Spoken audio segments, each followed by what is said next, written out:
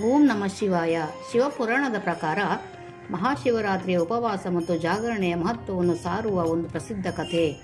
ಒಬ್ಬ ಬೇಟೆಗಾರ ಕಾಡಿನಲ್ಲಿ ಪ್ರಾಣಿಗಳ ಬೇಟೆಗೆ ಹೋಗಿ ದಾರಿ ತಪ್ಪುತ್ತಾನೆ.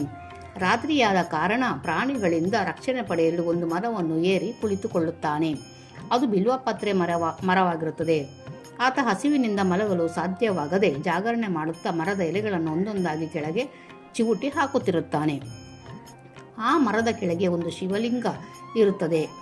ಆ ದಿನ ಕಾಕತಾಳೀಯವಾಗಿ ಮಹಾಶಿವರಾತ್ರಿ ಆಗಿರುತ್ತದೆ.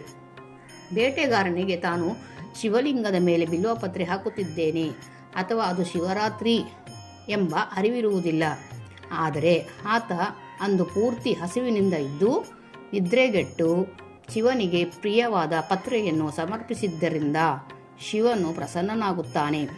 ತಿಳಿಯದೆ ಮಾಡಿದ ಭಕ್ತಿಯು ಅವನಿಗೆ ಮೋಕ್ಷ ತಂದುಕೊಡುತ್ತದೆ. ಸಂಪೂರ್ಣ ನಂಬಿಕೆ ಮತ್ತು ಶ್ರದ್ಧೆಯಿಂದ ಮಾಡುವ ಉಪವಾಸವು